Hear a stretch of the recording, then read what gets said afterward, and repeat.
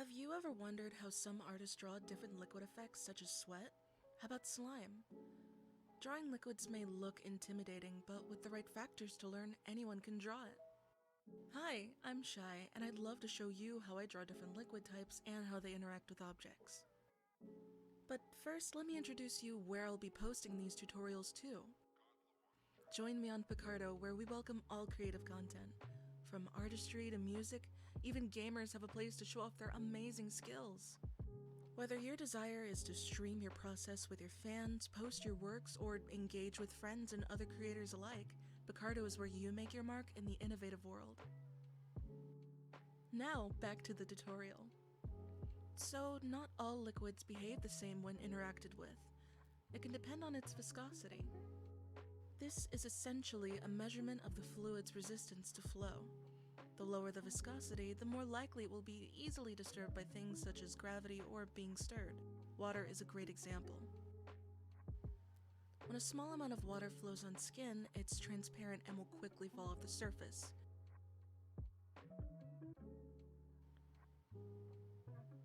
When I draw it, it only requires 1 to 2 layers.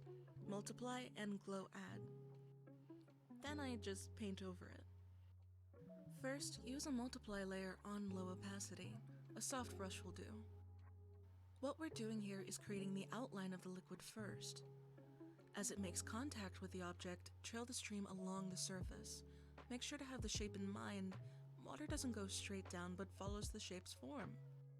With your second layer, now on glow or just with a lighter painterly color, the highlights are in about 2 areas.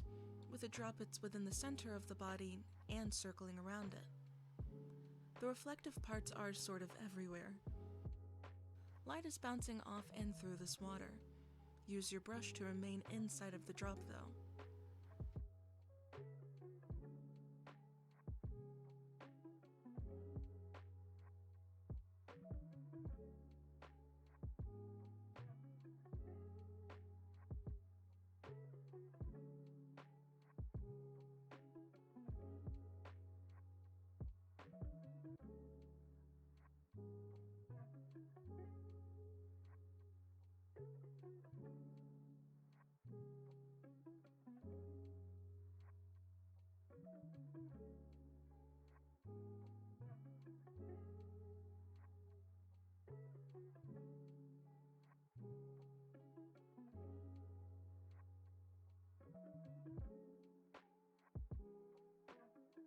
Let's not forget the reflective surface beneath the drops.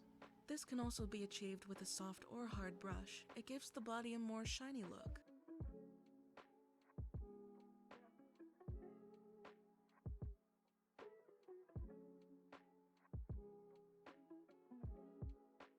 As for objects that are more hairy, the color of the hair is typically darker and weighed down from the water. And it has a very nice sheen to it.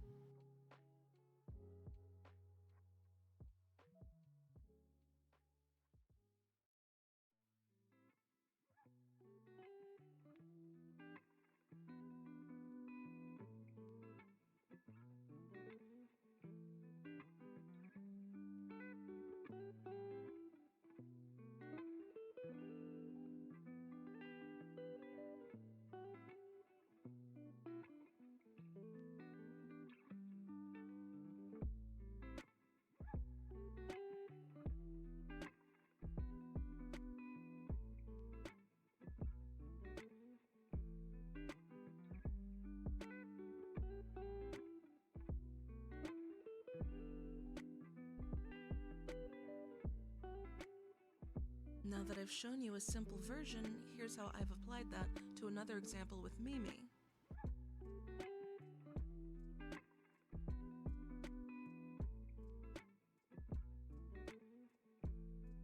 This piece took me roughly 5 hours total to complete. The organic shapes make it a lot easier to illustrate the background. I wanted to illustrate a bright but cooled off Mimi at the beach, but our main focus here is the ocean water dripping off her skin.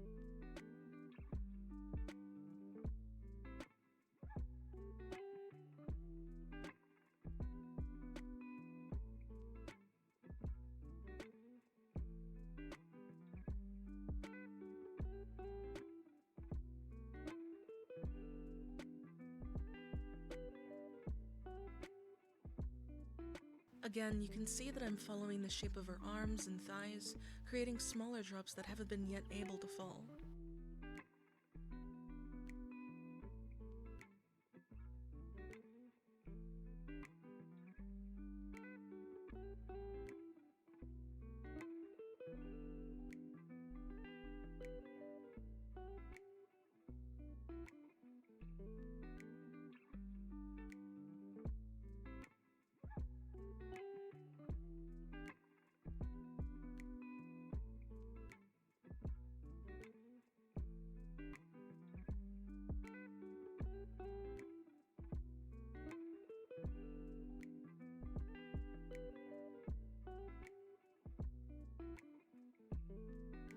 Another good detail is showing the water dripping off the skin into the ocean water.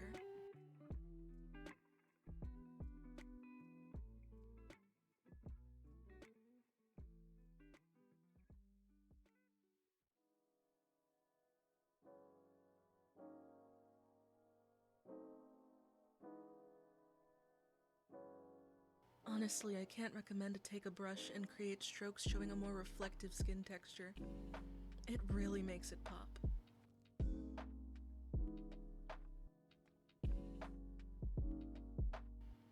You can use this with other bodies of water, such as baths or rain or simply sweat.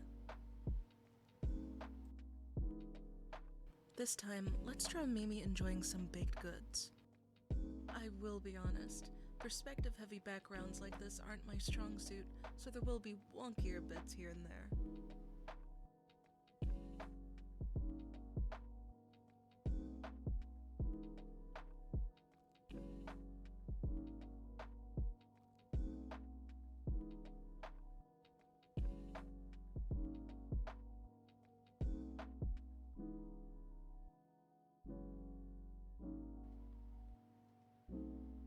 Creating an inviting and almost pastel environment took a lot of trial and error, just as many unfamiliar projects do. But eventually I found the right colors and values.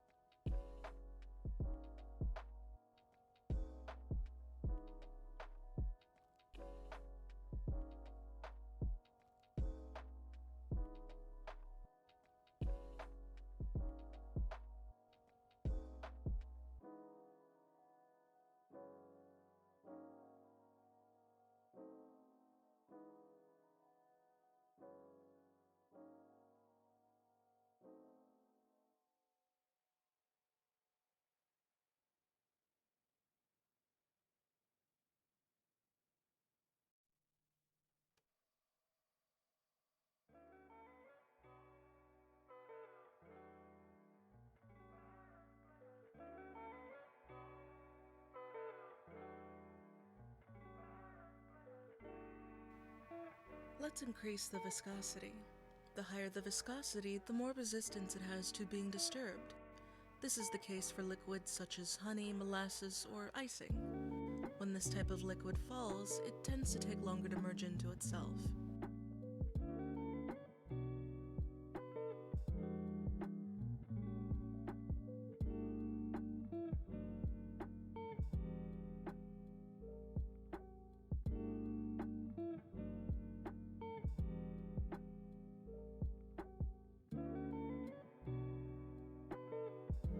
I usually take a lasso tool and draw the silhouette on top of the object I want to cover. With gravity in mind, it will still droop downward just in greater quantity. Sometimes, smaller drops will fall without merging into the main body. Next, with an additional layer, we use the multiply layer to shade areas we want to show heavy drops. Icing has some opaque factor to it.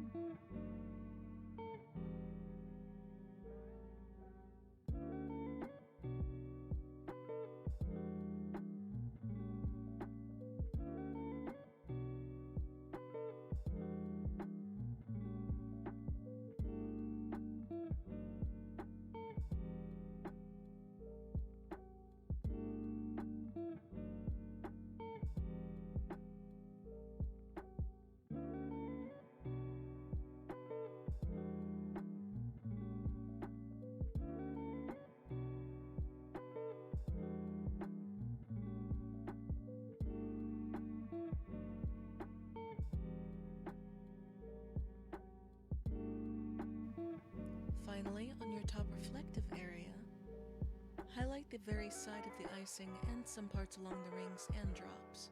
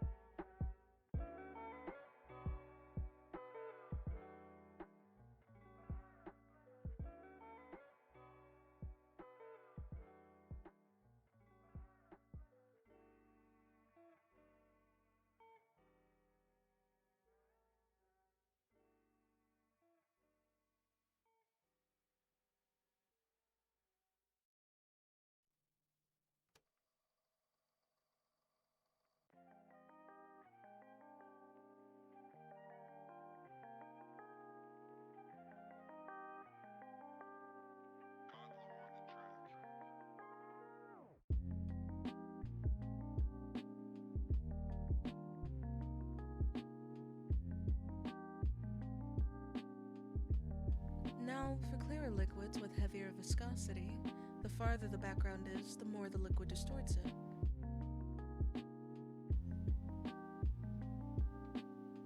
The same can go for the complete opposite. This cracked egg is a great example. It takes a lot of merging and blending colors. For this setting, the lighting is coming from the left of the piece.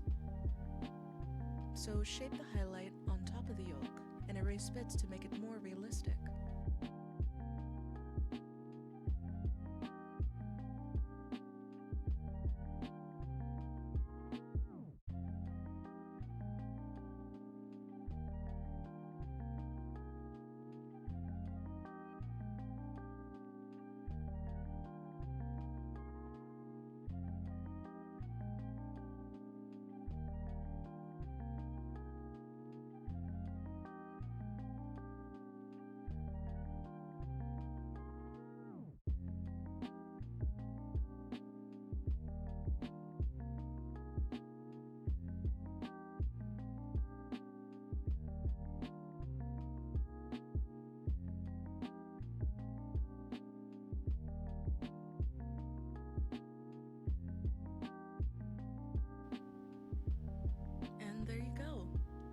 Hope these examples were helpful enough. You can view these pieces in my Picarto gallery.